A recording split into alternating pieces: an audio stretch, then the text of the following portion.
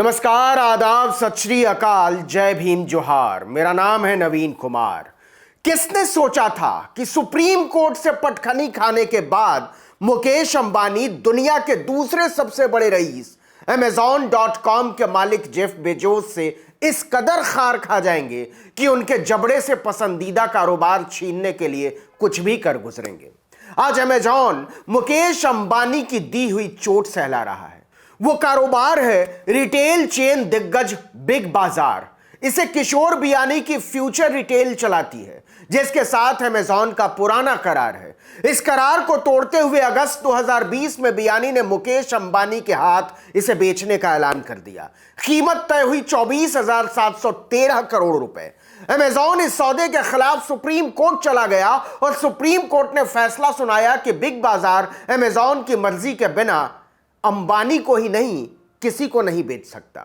कोई नहीं जानता था कि यह बात मुकेश अंबानी को इतनी चुभ जाएगी कि वो इसे किसी भी कीमत पर हासिल करने के लिए ऐसी चाल चल देंगे कि अमेजॉन के मालिक की कानूनी जीत कौड़ियों के मोल रह जाएगी।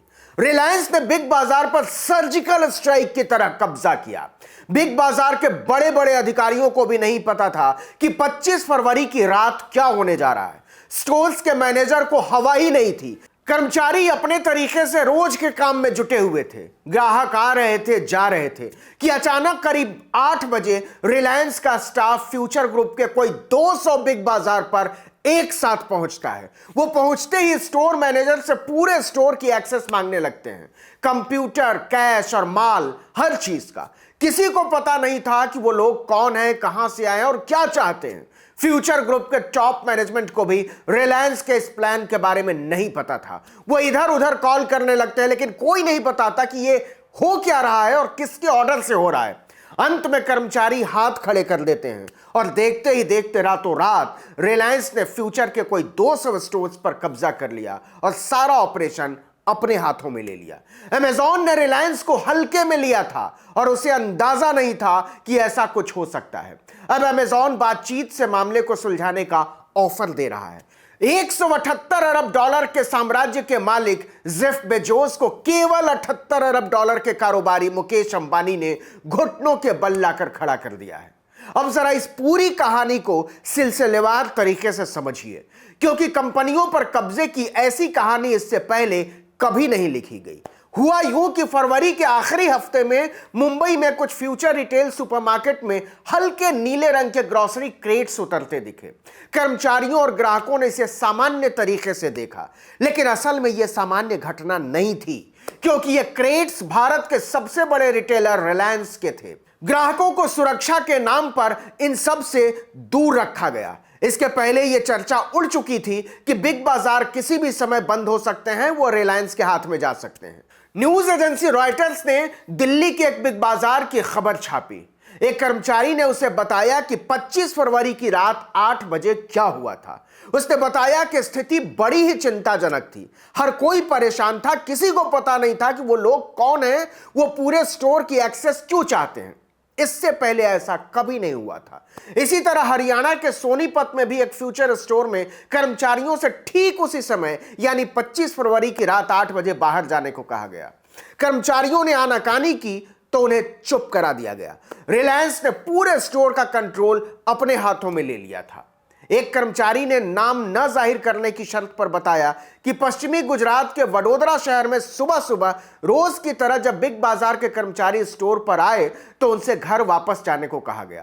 कारण पूछने पर कहा गया, फिलहाल आप जाइए, आपकी जरूरत होगी तो आगे बता दिया जाएगा।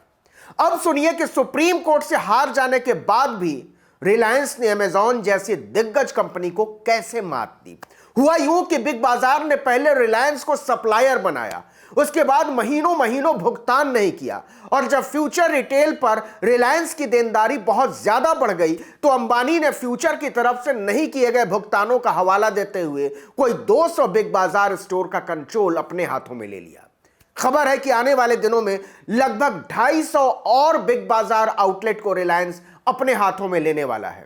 ये बिग बाजार के वो आउटलेट्स हैं जो सबसे बड़ी कमाई करते हैं और जहां सबसे ज्यादा ग्राहक आते हैं, फुटफॉल सबसे ज्यादा है। मतलब रिलायंस ने चुन चुनकर उन स्टोर्स को अपने कब्जे में लिया है जो पहले से ही जमे जमाए हैं और जिन पर ज्यादा मेहनत करने की जरूरत नहीं है। यह तादाद कुल फ्यूचर रिटेल नेटवर्क यानी बिग बाजार आउटलेट का करीब 1/3 है। इस तरह सर्जिकल स्ट्राइक के जरिए फ्यूचर के बिग बाजार स्टोर्स पर रिलायंस के कब्जे को कारोबार के माहिर अमेजॉन पर अंबानी की आखिरी चोट मान रहे हैं। भारत के विशाल रिटेल कारोबार पर अमेजॉन लंबे समय से नजर गड़ाए बैठा था, लेकिन अंबानी इस पर अपना एकाधिकार चाहते हैं। अब बिजनेस और कानूनी एक्सपर्ट्स का कहना है कि अब अमेजॉन के हाथ में कुछ बच नहीं गया है। यह बात सच है कि कई कानूनी लड़ाइयां ई कॉमर्स दिग्गज अमेजॉन जीत चुका है। यह भी सच है कि अदालत के जरिए उसने रिलायंस फ्यूचर डील को ब्लॉक करवा दिया, लेकिन रिलायंस ने पिछले दरवाजे से बिग बाजार की ड्राइविंग सीट पर एंट्री मारी है। बिग बाजार बियानी का होकर भी अब रिलायंस के नियंत्रण में है। देखिए, रिलायंस ने 25 फरवरी को बिग बाजार स्टोर्स पर कब्जा किया और फ्यूचर रिटेल ने 26 फरवरी को एक बयान जारी करके कहा कि वो अपने ऑपरेशंस को घटा रहा है ताकि कंपनी का नुकसान कम किया जा सके। उसने शातिराना तरीके से रिलायंस के कब्जे के बारे में कुछ भी नहीं कहा।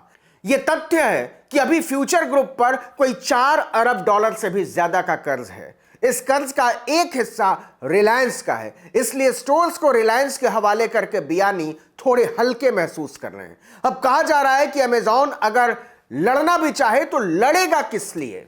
स्टोर्स तो रिलायंस के हाथ में चले गए। स्टोर्स के कब्जे में आते रिलायंस ने बिग बाजार के कर्मचारियों का दिल जीतने की कोशिश शुरू कर दी। उसने उन्हें स्टोर पर नौकरी पर रखने का प्रस्ताव दिया है। मतलब स्टोर का मैनेजमेंट रिलायंस के हाथों में आने से कर्मचारियों की नौकरी पर कोई आंच नहीं आएगी, उल्टी अब वो रिलायंस के कर्मचारी कहलाएंगे। अब देखिए कि जब से रिलायंस ने बिग बाजार को अपने हाथों में लिया है, तना रहने वाला अमेजॉन अचानक से नरम पड़ गया है। रिलायंस के कदम के कोई 6 दिन बाद ही अमेजॉन ने सुप्रीम कोर्ट में सुनवाई के दौरान इस विवाद को बातचीत के जरिए सुलझाने का प्रस्ताव रख दिया। अमेजॉन के वकील गोपाल सुब्रमण्यम ने कहा कि लोगों ने दुकानों को कब्जे में तो ले ही लिया, चलिए कम से कम बातचीत ही कर ली जाए। फ्यूचर ग्रुप को इसी का इंतजार था। उसने फौरन अमेजॉन के प्रस्ताव को मान लिया।